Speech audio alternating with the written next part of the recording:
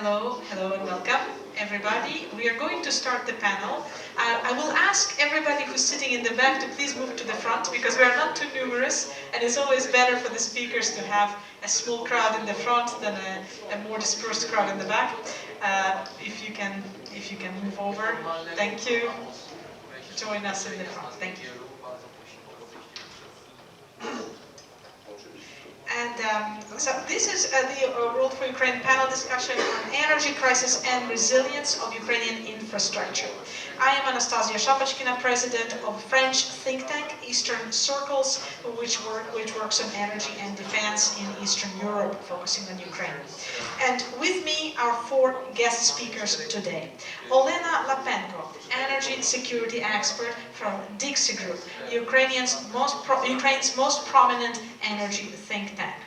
Galyna Petrushka, communications director and also director of investigation, communications director at Lviv Oblenergo, the regional energy distribution operator in the Lviv region and the west of Ukraine, and director of investigations of Provocatsiya and correspondent of 1+1 TV channel in the past. So that we know that Galyna's background is journalistic background. Andrzej Wrębiak, CEO of the Chamber of Commerce, Poland, Ukraine. Business, okay, thank you. The president of the Business Advisory Unit of the Polish-Ukrainian Chamber of Commerce, welcome Andrzej. And Bolesław Pałac, the vice president of the Association of Polish Electricians, SEP. Welcome to the panel, everybody, and thank you for joining. We will structure our discussion in an interview fashion where every speaker will have 3 minutes to answer every question. This way we can ask more questions, we can have more snappy answers, and leave more time for discussion, hopefully. And we will start with Olena Lapenko from Dixie Group. Olena, by November last year, Ukraine's authorities and international media reported that 50% of Ukraine's energy infrastructure was destroyed by the targeted Russian bombings, plunging Ukraine in a cold and dark winter, with Zaporizhzhia nuclear power plant being occupied, most of the coal-powered production also finding itself in the occupied territories or destroyed, and numerous thousands of high-tech power transportation, high-tech power equipment for whether it was the transmission or the transportation distribution lines damaged or destroyed. Calls have been launched all over the world for the equipment supplies and to prevent people from freezing to death. And while calls for expertise have been addressed to international partners. Now, 1 year later, and before the next winter season, what is the new energy mix of Ukraine today? Considering for the capacity loss since the invasion, how much power capacity has been lost and has remained? What has replaced the power capacity loss? And what has been restored in the last year? Who are the main partners who are helping Ukraine with energy? Дякую за запитання. Дійсно, минула зима для України була найважчою за часи незалежності. Ворог бив нещадно по нашим енергетичним об'єктам. Я взяла кілька даних для ілюстрації з звіту про ООН, в якому вони оцінюють шкоду завдану енергетичній системі України. За їхніми даними, загальний обсяг генерації в Україні впав на 50%. Але найбільше шкоди було завдано саме маневровій генерації. Тобто те, чим ми можемо балансувати нашу енергосистему. Тут доступні обсяги впали на 68%. Це не тільки пошкодження ракетними атаками і дронами, це також окупація теплових електричних станцій. Також в звіті про ООН вказано, що Атомна генерація знизилась на 44% і гідрогенерація на 29%. Відновлювана енергетика на 24%. Проте не тільки генерація зазнала пошкоджень, але й об'єкти системи передачі. Ми мали значні обмеження не тільки із-за дефіциту електрики в країні, але і із-за обмежень системи передачі. 42 трансформатори з 94 на вузлових високовольтних підстанціях були пошкоджені ворогом. Ці дані були сформовані за період до квітня цього року. Потім ми мали трагедію з підривом Каховської ГЕС. І там ми не тільки втратили якісь потужності, але й отримали обмеження щодо використання потужності гідростанцій, які розташовані вище по каскаду на Дніпрі. Також катастрофу гуманітарну і екологічну. Тепер скажу щодо відновлення. Варто розуміти, що те, що у нас в публічному просторі з'являється про відновлення, ці всі відсотки, стан відновлення, це все стосується оцінок, що ми можемо відновити. Тобто, якщо ми кажемо, що у нас на 100% вже готова система передачі до транспортування зимових обсягів, то це відносно плану. Тобто ми оцінили, що ми можемо відновити, і кажемо, що ми це вже зробили, або знаходимося зараз на фінальній стадії.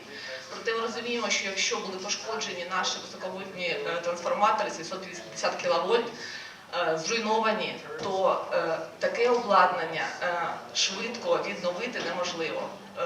Влітку Укренерго наводила дуже яскравий приклад, як німецька TSO 50 Гц придали нам потужний автотрансформатор. Його везли до України 3 місяці. Тобто навіть для того, щоб доставити таке обладнання, потрібен дуже великий час.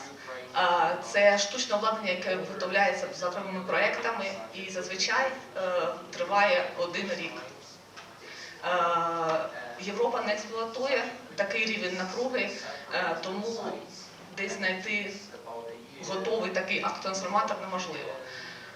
Саме тому обмеження по енергосистемі вони будуть, але зараз докладається багато зусиль, щоб перепланувати, перепідключити лінії так, щоб обмеження потужності майже не було в системі. Також ми дуже вдячні за підтримку, за допомогу, яка йде і на рівні уряду, і на рівні фондів, великих, маленьких, на рівні бізнесу. Це не тільки обладнання для ремонту генеруючих потужностей, підстанцій, котелень, це також резервні джерела живлення, генератори, паливо для них, для того, щоб ми взимку навіть у разі дефіциту, навіть у разі відключень ми мали воду і тепло в наших оселях. Thank you very much, Olena. I will turn with the next question exactly to continue on this topic of assistance and of support to Mr. Pałac and to the role of the Polish Association of Electricians. Please tell us what your association, which is, I underline, this association of volunteers, right? So these are not people who are forced to associate themselves, they choose to do so. And what have you done since the full-scale invasion? What has been the role of your association? And how have you cooperated with with Ukraine? What role have you chosen to play?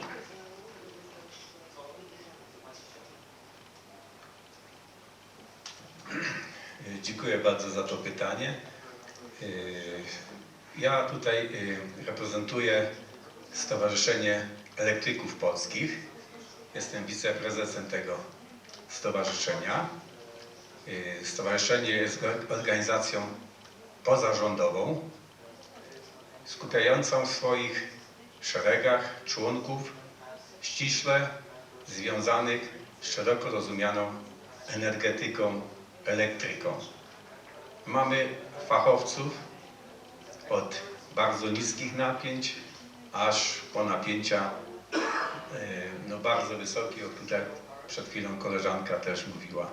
Czyli mamy duży przekrój fachowców.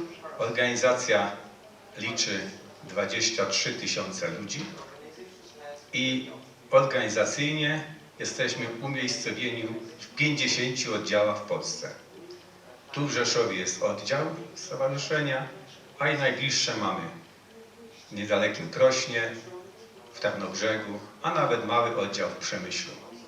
Pozostałe oddziały to są właśnie w Polsce, duże miasta, szczególnie tam, gdzie są zakłady pracy o profilu elektrycznym, wykonawcze, montażowe, produkcyjne i z naszej strony, jak tylko ta wojna wybuchła w lutym, to rzeczywiście odzew był bardzo spontaniczny naszych członków. Na naszej stronie internetowej ukazał się natychmiast apel do członków, aby zbierać środki na pomoc po prostu potrzebującym. Pamiętajmy, że to był luty, więc tutaj, jeżeli chodzi o właśnie zasilanie energetyczne, o ogrzewanie, więc te problemy były najważniejsze. Jako fachowcy, którzy się znamy na elektryce szeroko pojętej, no zdecydowaliśmy się, że ukierunkujemy swoje zapotrzebowanie, zresztą kierowane tutaj też w pewnej konsultacji z przyjaciółmi z Ukrainy, z Lwowa, z którymi mamy wieloletnie kontakty, że w pierwszej kolejności, jeżeli możecie, dostarczajcie agregaty prądotwórcze, generatory. I właściwie na tym żeśmy się skupili w sensie pozyskiwania środków, bo jak przypominam, organizacja jest pozarządowa, przynależność jest dobrowolna, każdy z nas oprócz tego wykonuje inne swoje zawody, prawda? Stowarzyszenie jest dobrowolne i zbieraliśmy środki na zakup agregatów prądotwórczych, a w drugiej kolejności już na prośbę również ten zakup, czy tą pomoc poszerzyliśmy do wojskowych zestawów medycznych, takich, które są potrzebne na front, które pomagają żołnierzom w udzieleniu tej pierwszej pomocy, czyli tam tamowanie krwi, jakieś krwotoki, złamania i inne rzeczy.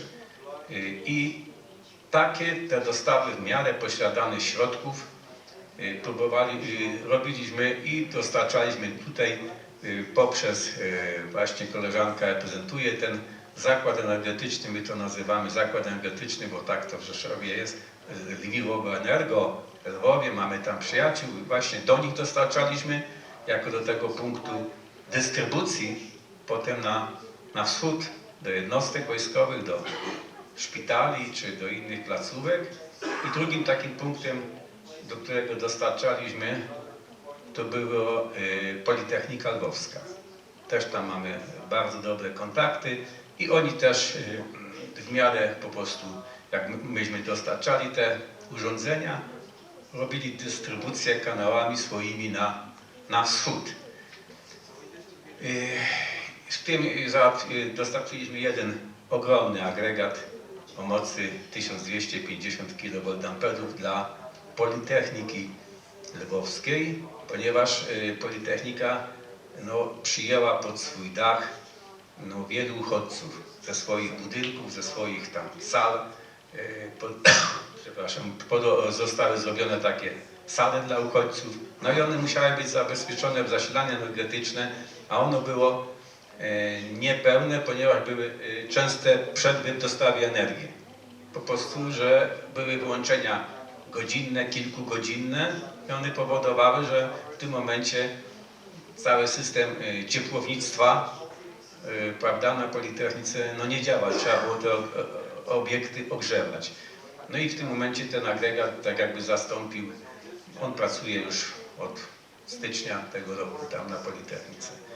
Także Staraliśmy się i staramy się, bo sami widzicie, że wojna nie kończy się. Idzie zima. Prawdopodobnie tych agregatów będzie jeszcze trzeba. Na początku, kiedy byśmy to sprowadzali, to i nawet w Polsce nie było za bardzo tych agregatów. Myśmy sprowadzali z Włoch, pamiętam, gdzieś tam z Niemiec. Teraz może już jest więcej, ale po prostu te potrzeby są, bo system, znaczy zniszczenia są z kolei coraz większe. I tutaj jest właśnie ta, jak braknie energii, to bez energii to tam będzie ciężko przeżyć. Niestety. Dziękuję. Indeed, and Russia has restarted bombing of the energy infrastructure again, and we can expect more of this to come in October, especially where the anti-missile systems are not too numerous. With this, I turn to to the SEP, the Association of Electricians partner in Ukraine, which is Lviv Oblenergo, and Galyna.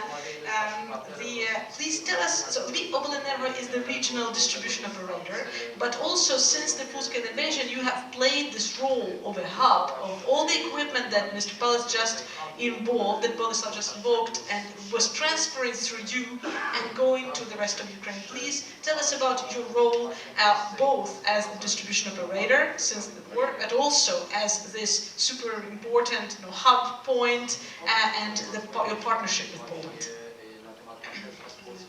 We have good partnership with Poland before war, but it was mostly in historical line. And after 2022 February, our Polish colleagues helped us a lot. It's really thank you for your support. And our object, Lviv Oblenergo object, didn't destroyed by Russia attack because Russia mostly attacked a big station. I must explain that in Ukrainian we have union energy system, and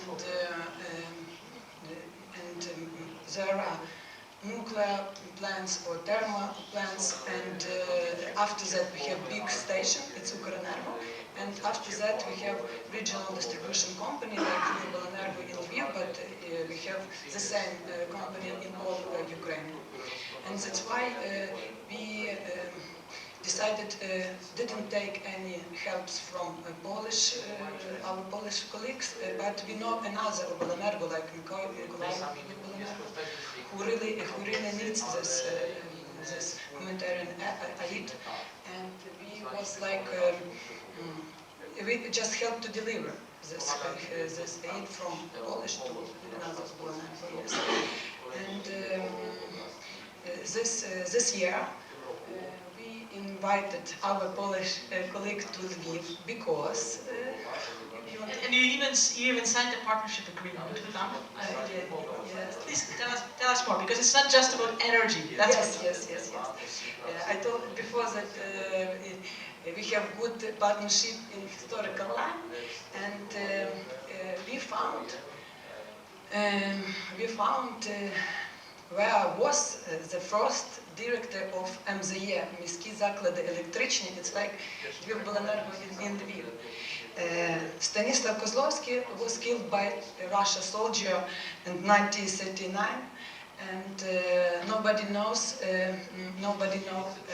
knew where he was buried. Yes, because he wasn't buried. What you Yes. explained to me, he was just killed and basically thrown away somewhere. Yes, Like yes. now is also the practice of the Russians, like we have seen in Mariupol. So the head of the equivalent of the electricians union, who then was in Lviv because because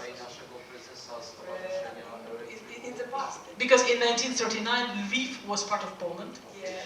And so the Russians, when they came, they shot a lot of people, including this man, in his workplace. In the workplace, yes. And after that, 1939. they put him on the cemetery. Cemetery, yes. And we found where he was.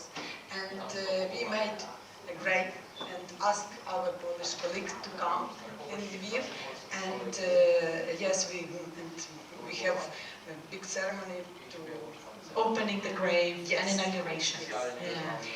Please show us what you have. So this is the historic document. You have constituted a book about Stanisław Wysłowski.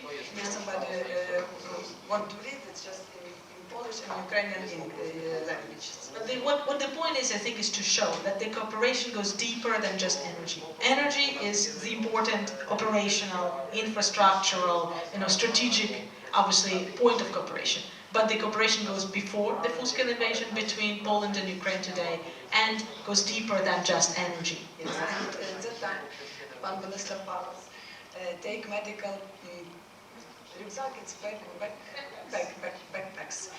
And for our soldier, it's named 125 Territorialna Brigada. It's like it's the territorial defense. And they asked me to give one Bolas this present. It's made from yes, and it's angel with our treasure. This is the Russian.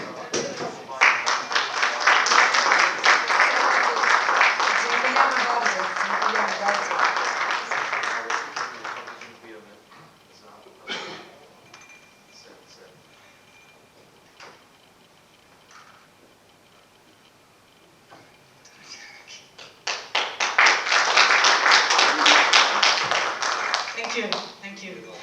Indeed, we can see that, again, the Polish participation, the Polish role since the war, the role of Poland has been absolutely unique. And politically, geopolitically, economically. And now we're going to get to a more broad economic kind of view when we look at the activities of the Polish-Ukrainian Chamber of Commerce. Andrzej, maybe the first question would be, when we were preparing for this panel, you explained to me that there is something special about the Polish-Ukrainian Chamber of Commerce, which is not necessarily true about other chambers of commerce, which makes its operations very unique. Please, explain to me, what is it? Well, first I think it's better to speak in English or Polish to be in discipline 3 minutes. But maybe I start with English. If I have more complex question, I will go with Polish. Okay, on this I can tell you that what is unique about Polish Chamber of Commerce is that because actually we have kind of a dual structure. It means that first we have the members which are Ukrainian company from Ukraine, not only being established in Poland, but we also have all the our authorities, like chairman is Polish, and the same chairman is on the Ukrainian side. So you have two chairmen. So we have two chairmen. One is former Minister of Economy of Poland, and the former Vice Minister of Finance in Ukrainian. And the same is about the board. So you can say that we are Polish and Ukrainian members of the board. We are crossing the border in every meeting we have in our chamber. And obviously we are by no means special in the energy sector. Yeah, this is just one of the areas from many which we are touching. Well, I'm not going to talk too much about the chamber because it's no problem. Definitely will take 3 minutes. Maybe let's dive into this like once the cooperation, of course, obviously in this duality, hasn't started since the full-scale invasion, just like the cooperation between the Union of Electricians and Wisła Bolesław started since before the war. And you're saying that there are about 20,000 Ukrainian companies in Poland. A lot of them have arrived since the invasion, and a lot of them are small and medium companies. Please tell me what is special about them. Maybe there is something that distinguishes them from a normal SME in other countries. And also, what was the first reaction of the Polish businesses in your association? Also, the number of members has doubled in 1 year, right? What was the first reaction when they saw this arrival of people, but also then eventually arrival of businesses, maybe more on maybe perceived as competitors or as partners or as who? Please tell us more. Okay, first I must correct the figures. Actually, they are higher. Okay, only in the last year and a half, okay, there was about 29,000 of the activities which were started as a sole entrepreneurship. So it's not the full company, but this is, you know, activity which people are just taking, and you must be specially registered. And at the same time, there is 7,000 of companies which have Ukrainian shareholders. And I must add that it's adding up to the already existing 20,000 companies who were before the war has started. So now we have 30,000 Ukrainian entrepreneurs as a persons, and we have 30,000 companies with Ukrainian partnership. That's a lot. That's a lot, and well, part of this company were actually, especially the smaller one, this is serving actually Ukrainian community. I must say, they are not that visible for public in general. I can say that I don't think that there were any real problem with this company emerging the market, because there were so many Ukrainians already working in Poland. They were also trying to establish the company, so you can say that it simply speed up the whole process of Ukrainian being present inside the Polish economy. Normally there was not a big company, so the smaller one, and the Polish company is actually having a lot of middle and small companies, so they simply adapt to something like 1 million of entrepreneurs which are in Poland. Okay? So we don't see really any problem with competition or distortion to the market, which is caused by the fact that so many Ukrainian companies have been established in Poland. And on the reverse, basically, your structure, your leadership structure has adapted to kind of give the space also to kind of accommodate this, and you were serving both Ukrainian and Polish clients. So to say, thank you. We're gonna get back to the energy questions in specifically, and maybe back to Olena. How has Ukraine been preparing for the upcoming winter? We have covered a little bit the last year, so the assistance, right, that's been received, and the changing nature of the energy mix. Now also there is less capacity, but also Ukraine lost 10 million people, and so there was less demand. A lot of industrial capacity has been destroyed. How has this demand-supply kind of equilibrium being achieved and managed? And how is Ukraine preparing for the upcoming winter today? What are the risks, and how is the government preparing to counter these risks? Це дуже важливе питання. Воно в Україні кожного дня на порядку денному висвітлюється дуже потужно, обговорюється. Я буду казати про заходи, які зараз приймаються по пріоритету. Звісно, на мій погляд. По-перше, це ми повинні посилювати нашу протиракетну оборону і протиповітряну оборону. Тому що без цього ніякі наші заходи щодо відновлення енергосистеми, реконструкції, ніяка допомога наших партнерів, вона не буде ефективною. Якщо ми будемо мати таку військову оборону, яка не допустить нових руйнувань або радикально зменшить їх, то всі інші заходи стануть максимально ефективними. По-друге, це програма з фізичного захисту енергетичних об'єктів. Вона була анонсована урядом ще в березні цього року і передбачає будівництво укриттів для критичного обладнання станцій і вузлових підстанцій, прокладання підземних кабелів на цих об'єктах, також будівництво антидронових сіток, встановлення металевих каркасів, які заповнюються такими великими мішками з піском. Це все повинно зменшити наслідки ворожих атак, якщо вони будуть,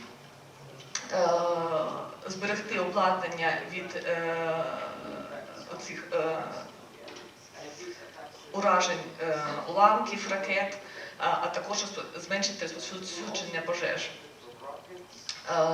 Третій захід – це, звісно, відновлення обладнання, заміна пошкодженого обладнання. Проте тут також варто, можливо, говорити о проблемах, тому що якщо це поточні ремонти, то вони закладене для них фінансування, для них закладається якесь постачання обладнання. Проте є об'єкти, які дійсно зруйновані вщент, і їх відновлення потребує дуже потужного фінансування. Знаємо, що уряд працює над розробкою програми державних кредитів. Якщо вони будуть залучені, то, наприклад, приватні власники таких об'єктів зможуть залучити ці кошти для відновлення. Окремо від цього переліку варто зазначити встановлення резервних джерел живлення. Ці генератори, про які кажуть наші польські колеги, які вони постачали в Україну і зараз продовжують цим займатися, це надважливо. Це важливо кожного дня, для кожного міста, тому що ми не застраховані від нових ракетних ударів, тобто ми готуємось, але ми не знаємо, що нас очікує взимку. І оці резервні джерела живлення – це як елемент цієї розподіленої генерації, які дадуть змогу втримати наші системи опалювання, водопостачання в роботі. Follow up on the heating system. There are a lot of questions today about how well, a lot of heating in Ukraine traditionally comes from natural gas, and the natural gas tends to come from Russia. And even despite of the war, the gas transit system has remained undamaged, and maybe on purpose, until at least the contract is going on between Russia and Ukraine. I know that Ukraine has restructured a lot of the contracts and also has been trying to increase its own home production, find alternative sources of supplies of natural gas. Where is the gas coming from today? За нашою інформацією, цього року у нас з накопиченням газу в наших сховищах проблем немає. Чому? Тому що після початку повномасштабного вторгнення була введена заборона на експорт газу українського видобутку, тому приватні компанії накопичили значні обсяги в українських сховищах. Що робить зараз український Нафтогаз, який відповідальний за накопичення газу перед осінньо-зимовим періодом, крім власного видобутку, який накопичується і зараз постачається споживачам, вони проводять аукціони з закупівлі газу на українському ринку, на внутрішньому ринку. І тому приватні компанії, вони не мають і альтернативи, і вони продають цей газ Нафтогазу. Нафтогаз звітує, що план щодо накопичення газу вже виконано, і українські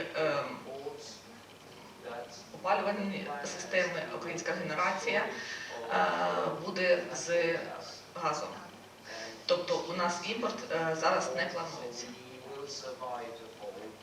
Most of the capacity of natural gas comes from home production. Так. Okay, thank you. Bolesław, the next question is for you. Olena has touched upon an important issue, which I'd like you to develop a bit more. Please, you have it? No? You hear me? The translation works? Yes? Okay. Olena has touched upon an important issue I'd like you to develop. She said that a lot of different pieces of equipment have been delivered to Ukraine. And it's been a lot commented upon by analysts, energy analysts, that one of the problems with different equipment deliveries, especially when we talk about transformers and other substations, other different types of equipment, is that not only that the production lag time is very long, 1 year to produce one piece, but also that the pieces come from different producers. They are not necessarily standardized, and their interoperability, therefore, is difficult. We can say it's a parallel problem in the military. We hear it a lot. Different countries supplying different equipment, military equipment, and it's the same problem we see in energy as well, and it's not always interoperable. Please, can you comment on the standardization? How is this process ongoing? Because we understand that it's ongoing in Ukraine, especially since Ukraine has become part of the European energy system.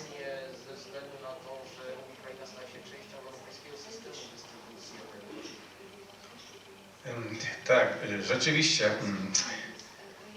system energetyczny Ukrainy nie we wszystkich swoich segmentach był, czy nawet jest dopasowany do europejskiego systemu dystrybucji energii. I nad tym pracują naukowcy, nad tym pracują zakłady energetyczne, ponieważ to zniszczenie tej struktury energetycznej jest bardzo różnorodne. Są zniszczone linie wysokiego napięcia, czyli te na tych bardzo wysokich słupach energetycznych linie. Są zniszczone stacje transformatorowe, prawda, i mniejsze podstacje i ta sieć niskiego napięcia. Czyli przekrój dostaw elementów do naprawy tego systemu jest ogromny. I tutaj, że tak powiem, z tego co widzę i słyszę, te dostawy były i są realizowane przez na przykład nasze spółki dystrybucyjne, te największe w Polsce, Enea, Energa, PGE, Tauron. Oni przykładowo jedni się specjalizują w dostawie kabli energetycznych, ziemnych. Nie ukrywam, że po tej wojnie pewnie Ukraina też wyciągnie wnioski, że to, co się da, trzeba będzie zakopywać w ziemię w sensie linii kablowych. My też w Polsce modernizujemy linie średnich napięć, ale przechodzimy z linii napowietrznych na linie kablowe. I to taki postęp będzie. One są bardziej bezpieczne w eksploatacji. Są dostarczane słupy kratowe, potężne konstrukcje. Są dostarczane, Tauron, o ile pamiętam, dostarczył chyba 1000 transformatorów. Tu z tym mamy problem, ponieważ nasza specyfika napięć sieciowych, powiedzmy sobie, jest tak 110 kV i potem my mamy 15 kV, prawda? A w Ukrainie jest 30 i 10 kV. I tutaj te transformatory nam nie grają. Po prostu my nie mieliśmy na magazynach takich ilości, żeby dostarczyć transformator na napięcie 10 kV, 10 kV, prawda? To są takie tematy, że energetyka zachodnia, ta standardowa, w której my tutaj pracujemy i ta stacja, która te stacje, bo tu jest kilka, w tym budynku są, to jest 15 kV, 15 000 V na 400 V.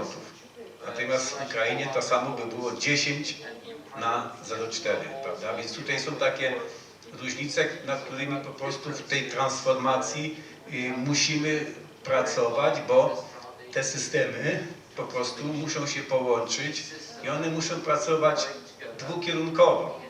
Ja nie ukrywam, że w tej chwili Ukraina pracuje nad tym, żeby utrzymać maksymalny poziom zabezpieczenia energetycznego i zasilania. Ale jak przyjdzie czas odbudowy, a przyjdzie taki czas, kiedy się wojna skończy, to energetyka ukraińska będzie odbudowywana w kierunku całkiem nowych źródeł, moim zdaniem, energii, zeroemisyjnych, energii o małej szkodliwości dla środowiska, prawda? Czyli można powiedzieć, że to, nad czym my w Polsce pracujemy w tej chwili, żeby tak to było, Ukraina to będzie zaczynać, że tak powiem, no bo nie wróci do starych jakichś zasad i podejrzewam, że też pomału od tych kopalnianych źródeł będzie odchodzić na rzecz odnawialnych źródeł energii. Także w tej chwili ta pomoc płynie, żeby utrzymać to, co w tej chwili jest, bo zima przed nami i żeby ci ludzie przetrwali najgorszy okres, prawda? I te słupy, stacji, to wszystko jest tego. Natomiast cała filozofia zabezpieczenia się na przyszłość właśnie to już jest w koncepcji tutaj rządu, co słyszałem, że już jest przemyślana sytuacja, jak wybudujemy, jak odbudujemy tą energetykę na przyszłość dla lepszej eksploatacji i lepszej energii, czyli bardziej zielonej, bardziej czystszej i jeszcze bezpiecznej, żeby nam tego ktoś jeszcze na przyszłość znowu gdzieś nie zbombardował jakimś tam następnym głupim pomysłem. Thank you very much. Just to kind of bounce off, I'm going to just break a little bit the order of your previous questions, but to bounce off your remark about the future transition, right, of Ukraine. This is the whole question, right? And this is the question first asked of Olena, and then please, Helena, comment, follow up about Olena's comments. This is the whole question which has brought a lot of dissonance, and different kind of communication dissonance about what is the future of Ukraine's energy system, right? Because the whole destruction of the old equipment is destruction of the old Soviet equipment. A lot of it was thermal generation, a lot of it was based on coal, etc., and gas. And now a lot of talk has been going on about, in the framework of the reconstruction, about the new system renewal, so the transition of to the new system. At the same time, my question to you, Olena, is what is the government communicating about their vision and strategy? How should this system look? And what do you as an expert see going on actually on the ground? Is the government taking steps to actually replace the old equipment with the new? Or are they just now patching the system with the old equipment or similar equipment and then postponing the transition a bit to the future? По-перше, я хочу згадати, що в червні в Лондоні була презентована нова стратегія енергетична тривалістю до 2050 року.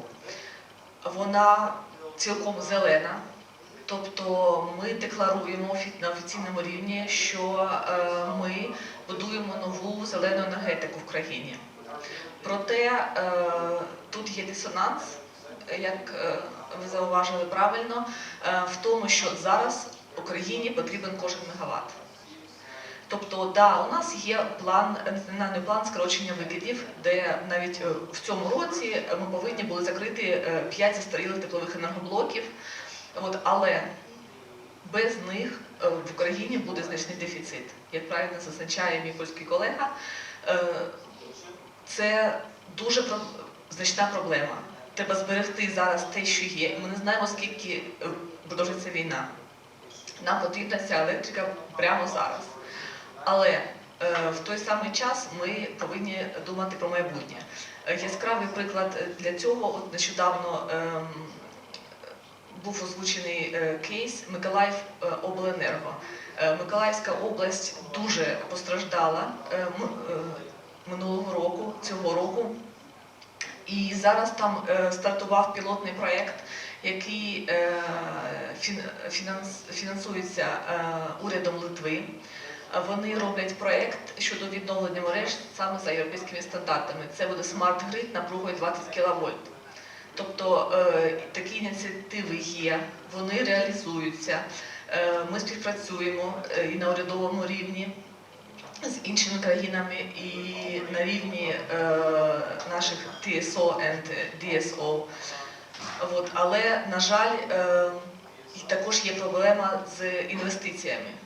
Тобто, із-за значних інвестиційних ризиків робити зараз прогнози щодо швидкості такого відновлення,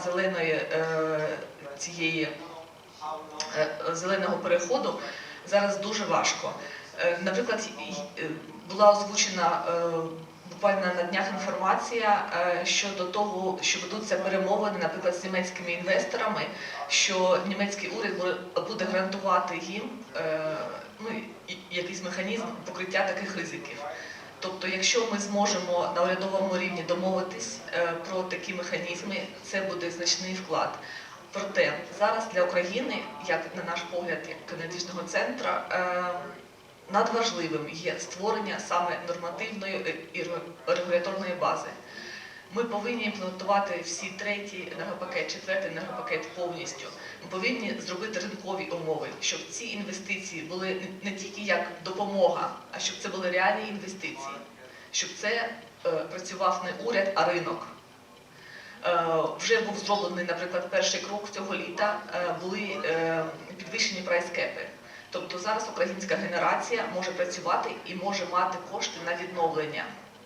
Але вони їх почали отримувати тільки в липні, в серпні, коли вже до зими залишилось дуже небагато часу.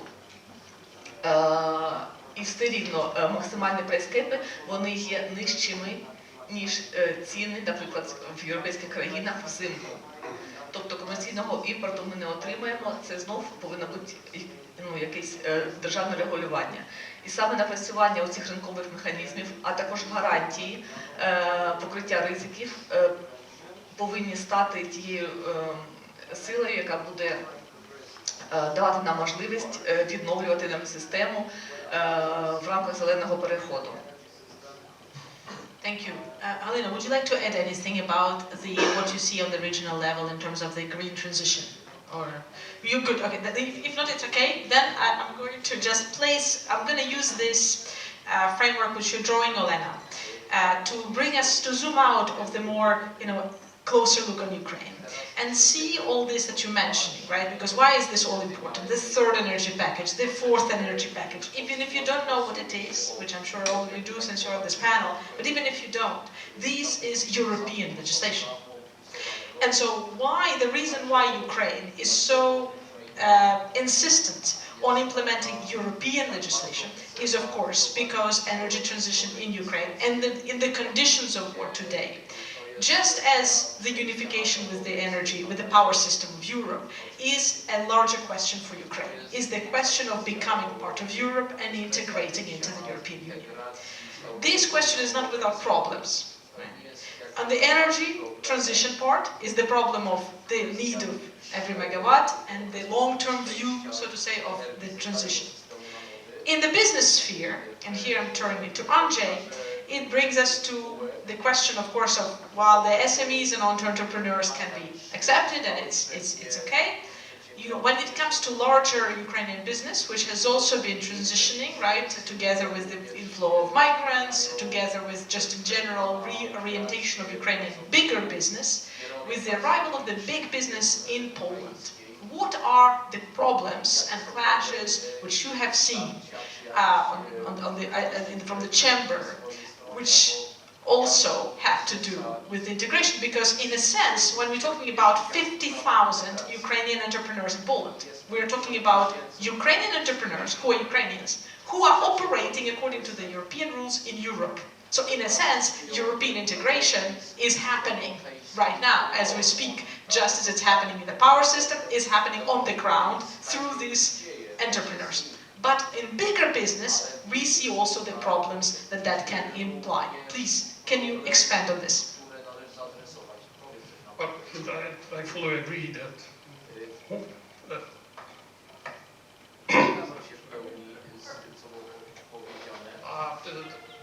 well, we don't have problem on the middle and small company. What we have seen is actually the question that Ukrainian, which is starting the activity in Poland, actually are adjusting their companies to the EU regulation. Okay, and we see that they have some problems in shifting from this oligarch market economy into real market economy. The major difference is that actually the EU is, you can say, it's an empire of law. Although the Poland is not today the leader in this issue, okay, but that's another story. But still, in the business side, and so many which is regulated and saying exactly what is accepted, what is not accepted, that we find that some Ukrainian companies which are coming even to our entity have a problem in accepting the idea that something is impossible. I mean, I had a feeling that sometimes in Ukraine the business was working like this, that if something was impossible, then it means that we must do something informal, whatever it means. Because we have problem actually that after we introduce the solution to the problem, which were judged by lawyers. And the basic question to the ideas which some Ukrainian company was coming to us were, let's say, against the law in some extent, or simply impossible. So they were very disappointed with the fact that we are not thinking how to actually avoid this. And, you know, sometimes you cannot really avoid it simply because it's forbidden. The difference in business environment. This is the question, and in this sense you can say that those Ukrainians which are entering Poland is now, because they are forced actually to follow the regulation of the real market economy with their regulation, protecting a competition, that actually they are learning and they are becoming mentally the part of the market economy. And also you were mentioning for bigger business, especially in logistics area, it led eventually arrival of new market players, created tensions on the market, competitive tensions. Can you please go into that? Yeah, with the larger business, the question is a little bit different because it's obviously the larger impact of the big company coming in. On one side, I mean, it's working both sides. I mean, everybody is today thinking about this grain story, I refer to this. But I also remember that our former minister responsible for the energy 8 years ago was saying that Poland is not interested in building transmission line between Khmelnytski and Rzeszów. Yeah, and suddenly after the war, what has happened? The line is open. It was repaired and open. So you see that the environment is changing. So in some areas, even if we were not interested in some things from Ukraine, now we are interested. And the great story is actually, okay, it has few levels. I mean, basically with our relation with Ukraine, I think there's no doubt, even of the stupid words which actually were used on both sides. I mean, this is not a problem. What you're referring to is the General Assembly meeting last week.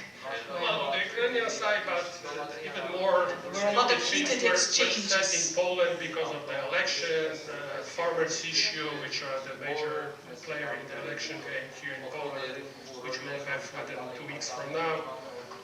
Okay, so again, a lot of stupidities, but we must always have in mind that actually on some kind of the very geopolitical level, I mean, there is no contradiction between Ukraine and Poland. I mean, we have the same attitude toward Russia. We know that actually whatever will happen with Ukraine entering Europe, the Poland will be important intermediary. Okay? I mean, this role was played by Germany when Poland was entering EU. I mean, this was the major, and probably because of the power of Germany, obviously Germany again will be that. But in my opinion, in Poland, in Ukrainian accession, the Poland will also, even technically, play this type of an important role. I mean, everybody, you know, whatever is transferring, it's easier to transfer grain by train through Poland than go through the river. Okay, it's more difficult. Although it is another possibility. And the grain story, well, I can say that more than a half year ago, I mean, in October, I remember that Polish vice prime minister responsible for agriculture is saying, well, suddenly we see that many grain was entering Poland, and there's actually nothing has happened. But at this time, we have some discussions that we remember actually what type of the problem for Poland was when we were entering EU, and we have opposition from the French farmers, Italian farmers, Spanish. So the discussion about this area of integration was lasting even to the last moment before signing in Copenhagen the contract between Poland. Some of the things were decided at night before. So it is not only the question of Poland, but generally the agriculture will be one of the major problems, how to fit the system of running agriculture in Europe and Ukrainian with all the privilege from nature they have, and which cause actually that they are more competitive than many agriculture production in Europe. So there is a lot of discussion on this. And on this ground, actually, we have this stupidity, and I hope that the most stupid week of this type of a discussion is already after us. I mean, I see that there are some lowering of the tension is coming. Thank you, Andrzej. Bolesław, what do you observe in terms of the evolution of attitudes among your members toward Ukraine within this year and a half? The war is setting in for a long haul. How do you assess, is Polish support going to be long-lasting? What is your sentiment within the business community, within the energy community? Because, of course, these are very difficult issues. There is a political aspect right now with the elections coming up, but of course, on the agriculture market, this is a clash, right? And it's very difficult. We see all of the level it has reached last year in the General Assembly, and for sure, this is not the only issue. What is your perception from the business community, how long-lasting the support can be and how deep it can go? Because in the end, for Poland, it's a choice between the kind of the immediate economic interest and the long-term geopolitical positioning within the European Union.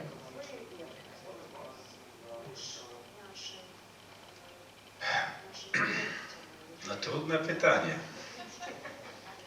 Trudne pytanie, ale powiem tak.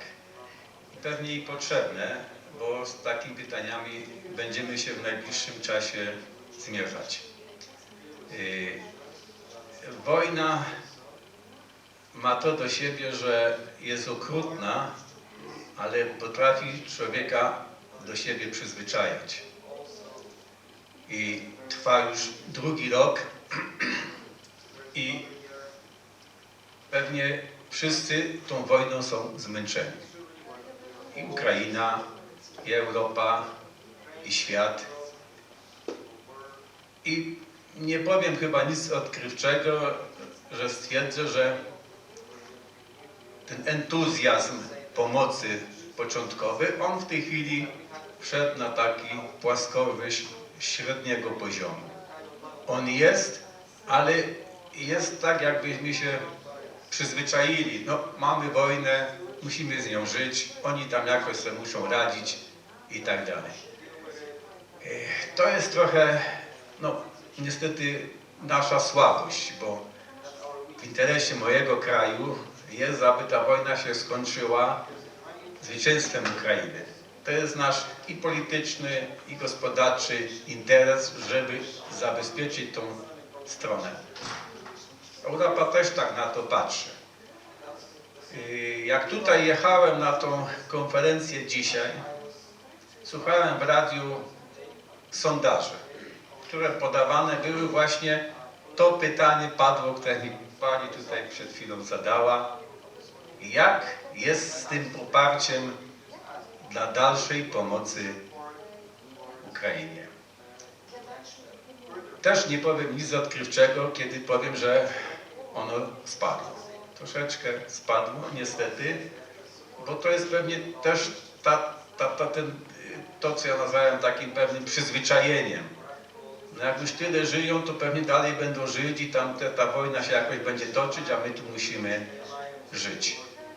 I ja uważam, że dla Ukrainy, jak i dla nas dobrze, żeby się skończyła w miarę szybko, ale na określonych też warunkach, prawda? Bo świat jest taki, jaki jest. On jest też niecierpliwy. W końcu zmienią się gdzieś wybory, czy to tu, czy gdzieś tam w Ameryce i może ktoś powiedzieć, że dosyć.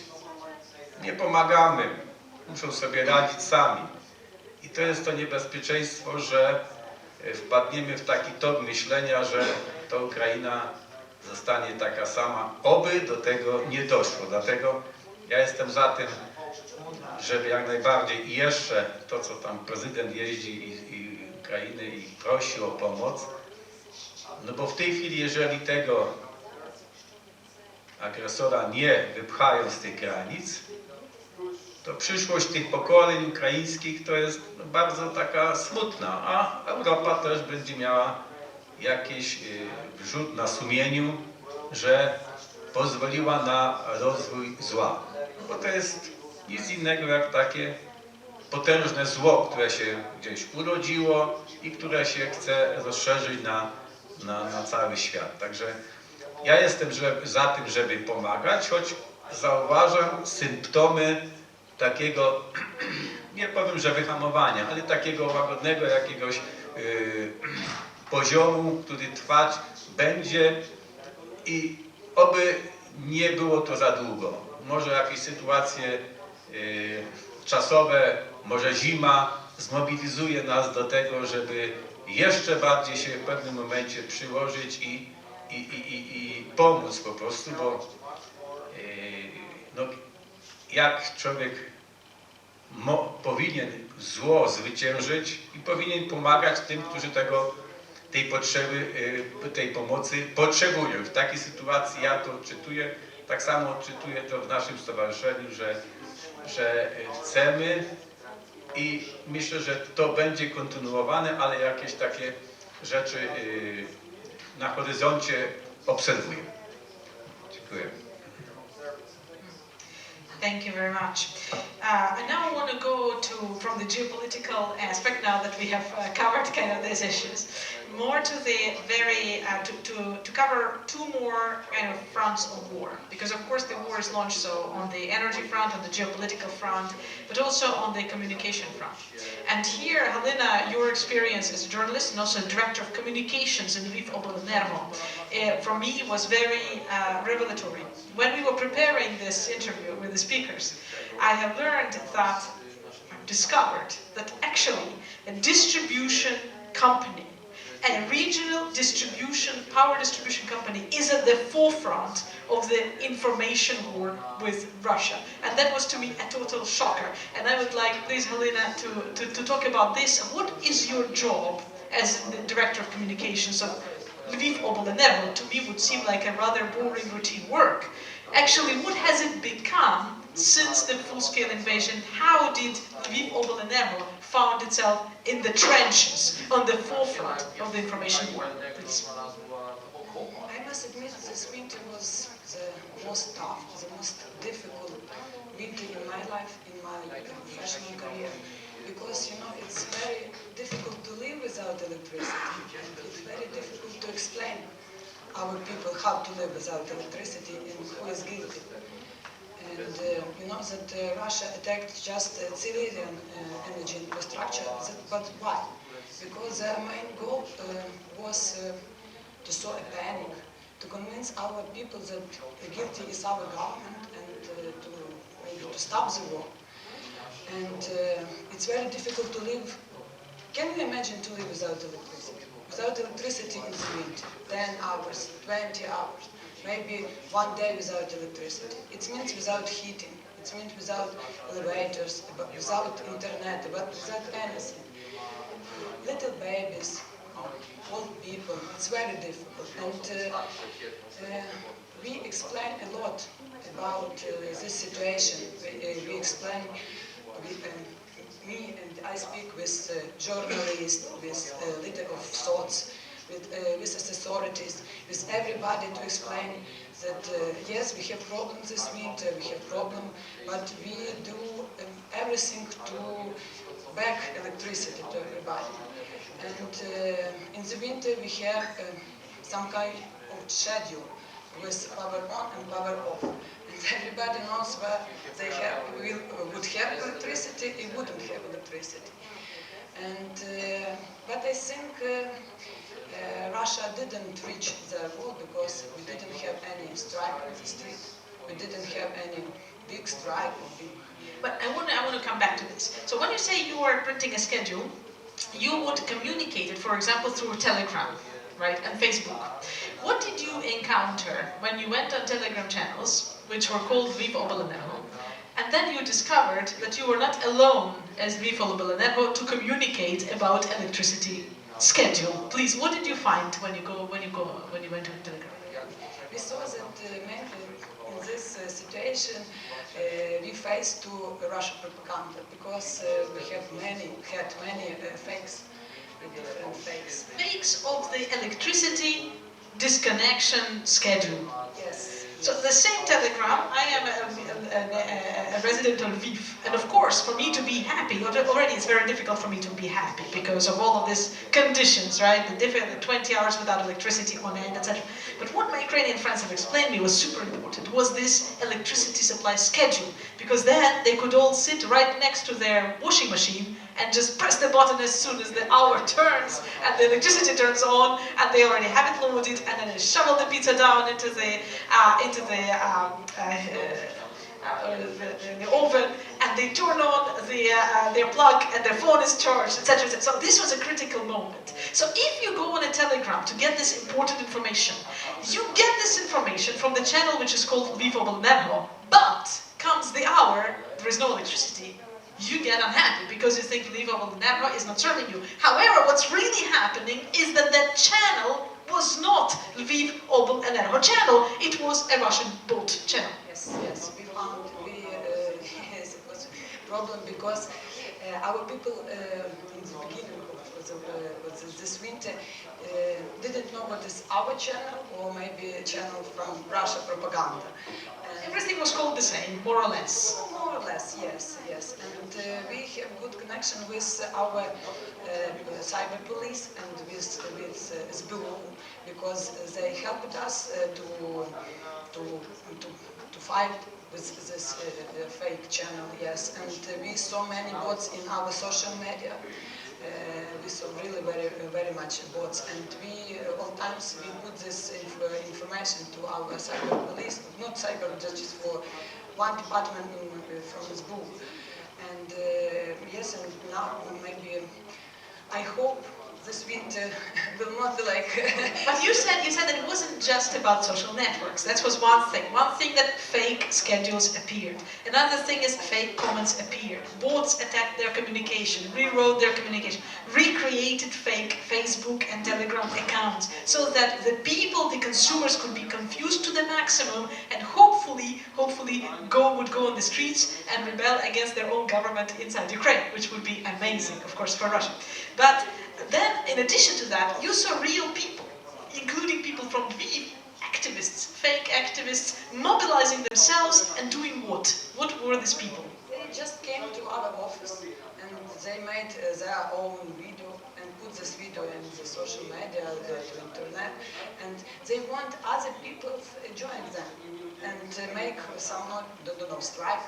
But they didn't reach their goal, yes. And you know what the main fake information was? That Ukrainian government sold energy to Europe. And that's why Ukrainian... Instead of to Ukrainian people. Yes, yes, it was the main fake. And yes, but I thanks to all people from Ukraine and to people who live in Lviv. They didn't take this fake information and believe us, and now we have website, we have Telegram bots, we have official Telegram bots. It's really cover many customers, 1 million customers, yes, and our customers can take real information from official information sources. Yeah.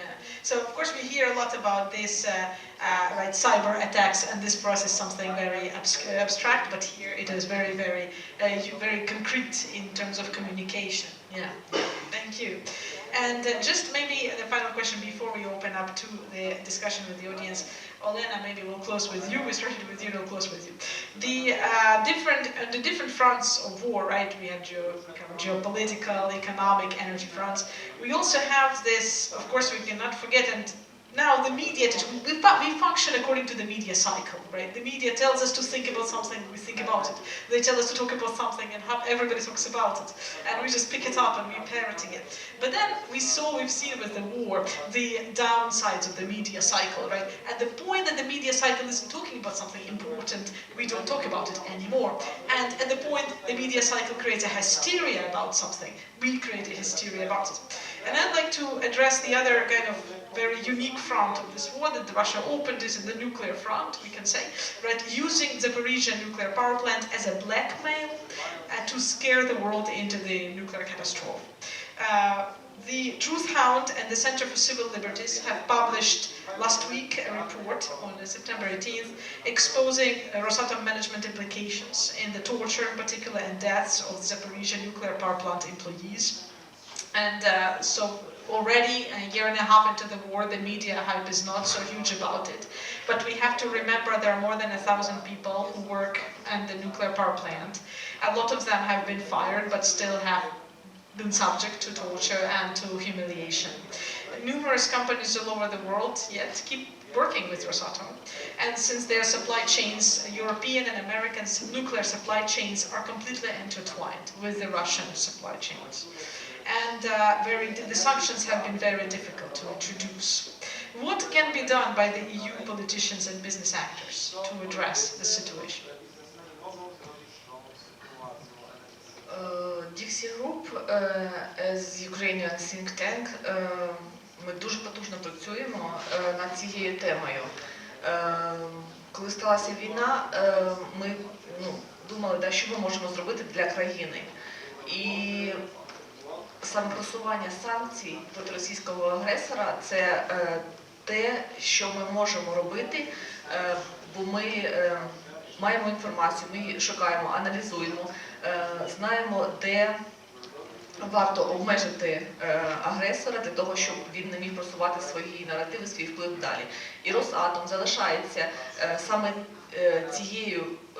тією компанією, яка досі майже нічим не обмежена. І варто тут зауважити, що Росатом – це не про бізнес, це не про наповнення російського бюджету, це виключно про політику, це виключно про вплив.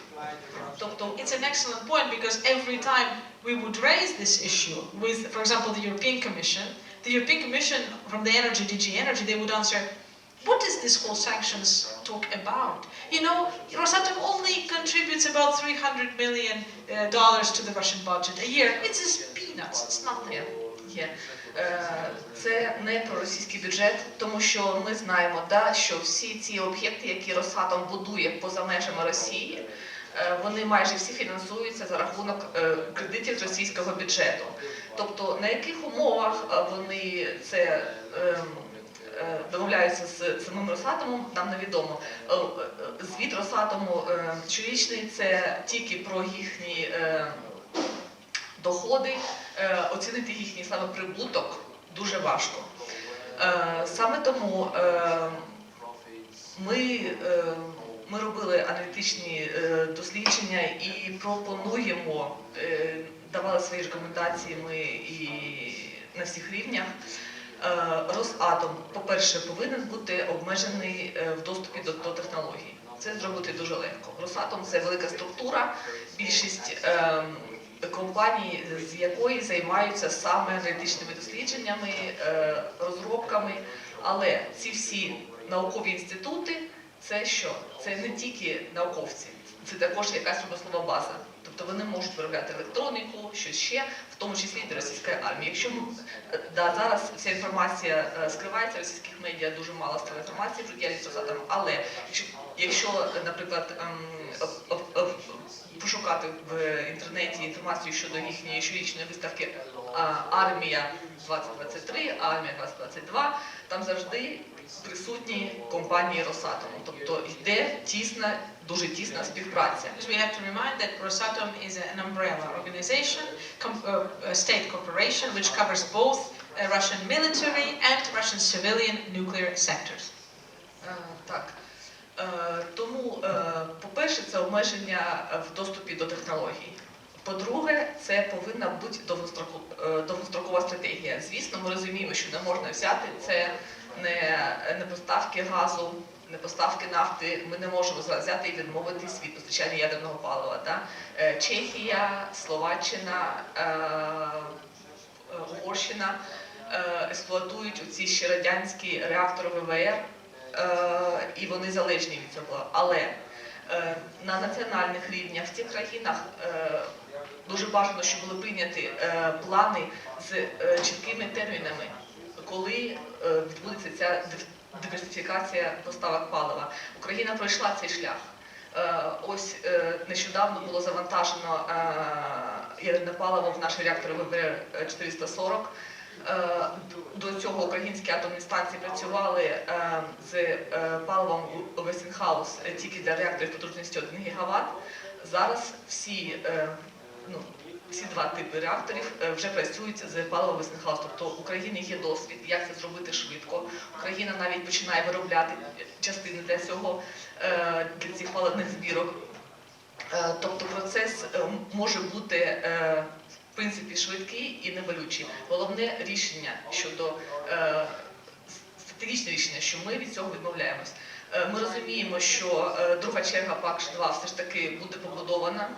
Європейська комісія дала дозвіл, і наче вже складається фундамент під це будівництво, але стратегічне розуміння того, що потрібно буде відмовлятися від співпраці Росії, це дуже важливо. Thank you very much. Very important subject. We are going to now turn to your questions, please. Any language is going to work because we have apparently amazing translation. Please go ahead and tell us what are your questions. Please introduce yourself first. So, my name is Harry Basson. I run an organisation called Ukrainian, which is working in the cities of Liman, Izium, Nikol, Kherson. One of the sort of, thank you. Working, yes. So one of the things that I've been getting more concerned about as we run our operations, we've done around 2,000 homes, installed windows in around 2,000 homes so far. We're looking at a 44,000 window project in Kherson, which will do the entirety of the city. The way we get people to find out who needs windows is just through a direct call-in process. Have you found it difficult, a difficulty of people calling in who are essentially false customers? So essentially, like, propaganda type people giving you false requests for help, and then you having to try and go solve that, but it turns out there's no customer there. Because it's one of the things that I want to protect us against, I'm concerned will begin to happen quite soon. Galyna?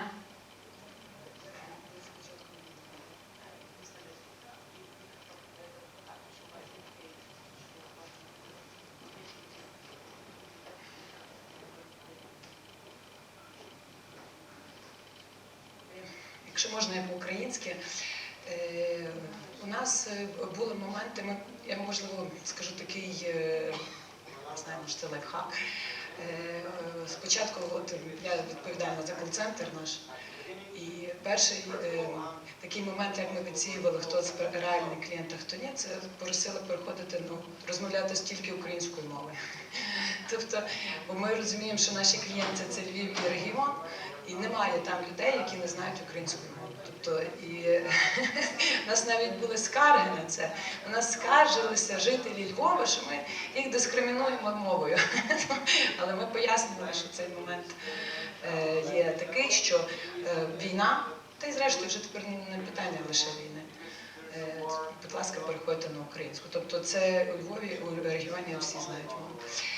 Стосовно інших, розумієте, проблеми російської пропаганди в чому? Вони мали своїх людей у Львові. Ці активісти – це львів'яни.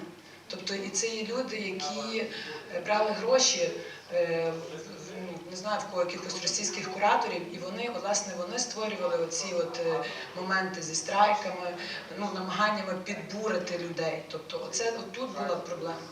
І, власне, що ми боролися з своєї сторони як дистриб'юція компанії, яка перед тим спілкувалася з клієнтами, але тут важливу роль відіграють наші правоохоронні органи. Вони повинні, і вони це роблять, вони вичисляють, хто це, яким чином, і працюють, добре працюють в цьому напрямку. Тому тут треба розділяти цей момент. Я, чесно кажучи, не дуже до кінця зрозуміла запитання, в чому, як розрізняти фейкових клієнтів.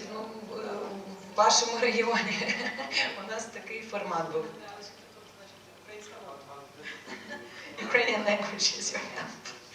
I don't know if in all of the cities is going to work. But yeah, anybody else? Yeah, any other questions?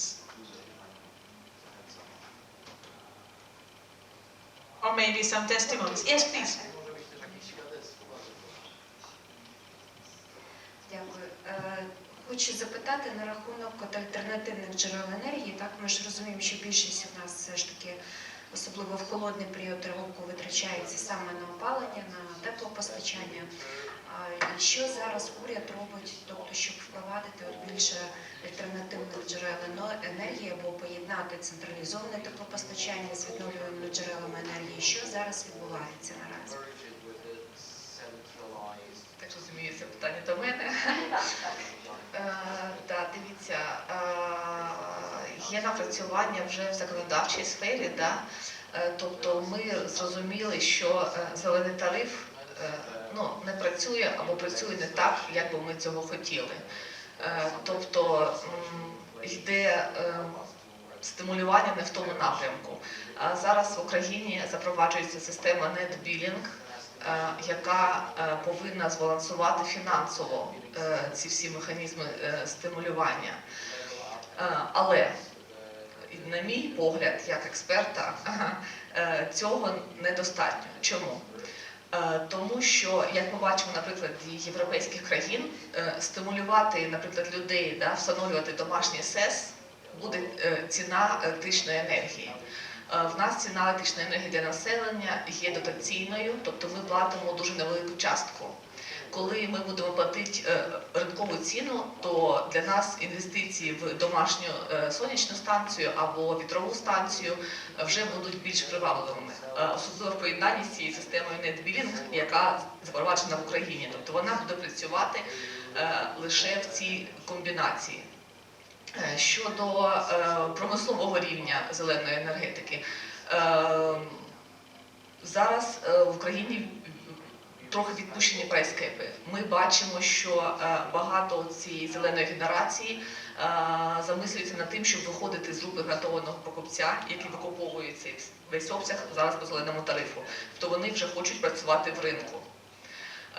Телегульська ВЕС була запущена цього року, 400 МВт потужності, вітрова електростанція. Це приватний бізнес, компанія ТТЕК. І вони вже не працюють по зеленому тарифу, вони хочуть торгувати цією електричною енергією на ринку. Тобто, що повинен зробити уряд? Він повинен тільки зробити ринкові умови. Ринок все відрегулює. Тобто, якщо ми будемо... Тут ще є проблема така, що в Україні зараз потрібно всі плани переглядати з нуля. В тому числі план скорочення викидів. Тобто, якщо ми його зараз переглянемо, цей процес повинен починатись з ревізії того, що ми маємо, покрокове закриття цієї брудної теплової генерації і одночасне створення ринкових умов для розбудови зеленої генерації спрацюють і без додаткових зусиль. Thank you very much. Last question. Можна ще від мене такий коментар? More answers. Мені дуже подобається цей захід, тому що тут присутні дуже багато медіа. Так от, ми, як Український аналітичний центр, готуємо дуже багато аналітичних матеріалів, в тому числі по санкціях, проти Росатому, в тому числі по енергетиці в Україні, по об'єднанню енергосистем наших ринків, по інтеграції. Тому ми завжди відкриті для поширення цієї інформації, до співпраці з медіа. Ми готові і відкриті. Дякую. Thank you very much. Yes, please, last question. Dzień dobry, Damian Krawiec z Mobilbox. Introduce yourself, please, because I didn't ask the second question. Oscar, you will ask. Let's go ahead. Ja mam pytanie może takie bardziej ogólne. Jak Ukraina, jaki ma stosunek do energii atomowej? Bo wiemy, że w Unii Europejskiej różnie kraje do tego podchodzą i na przykład Niemcy nie traktują tego jako czystej energii. Czy Ukraina planuje rozwijać ten aspekt, czy po prostu pozostanie przy tym, co ma i będzie kierowała się w stronę zielonej energii? Dziękuję bardzo. Так, я можу тут прокоментувати щодо позиції уряду. то ми бачимо, що є плани по збільшенню потужності атомної генерації. Ми декларуємо те, що ми хочемо запроваджувати програми цих малих ядерних реакторів. Тобто ми бачимо, що уряд в цій програмі зацікавлений. Ми знаємо, що в зелений цей мікс включено зараз і атомну енергію. Тобто ми вважаємо, що на урядовому рівні, звісно, вважаємо, що досягнення наших кліматичних цілей буде відбуватись в тому числі за рахунок використання атомної енергії. Це не моя особиста думка. And also maybe about SMRs, because this is a popular subject when we talk about nuclear today. And Westinghouse, the very active actor, of course, today, not only in fuel, right, but also in small and modular reactors market, has also been issuing a lot of communication. The Ukrainian government issued communication about small and modular reactors. Please, maybe you can say a word about that, keeping in mind that that market is still in embryo, let's say. But please, maybe you have. Так, я вже зазначила, що український уряд в майбутньому енергетичному міксі, крім цієї сонячної електроенергії, вітрової енергії, гідростанції, бачить також і оці малі ядерні реактори, а також розбудову нашої великої ядерної енергетики. У нас державна корпорація «Енергоатом» навіть запускає виробництва з ці компоненти для ядерного палива і планує цю продукцію експортувати і допомагати іншим країнам в процесі відмови від російського ядерного палива. Excellent. Thank you very much. Thank you to all of the people present. Thank you to the speakers. Olena Lapenko, Dixie Group. Galyna Petrushka, Lviv Obelenерго. Andrzej Wrębiak, the Polish-Ukrainian Chamber of Commerce. And Bolesław Pałac, the Polish Association of Electricians. Thank you very much and have a great day.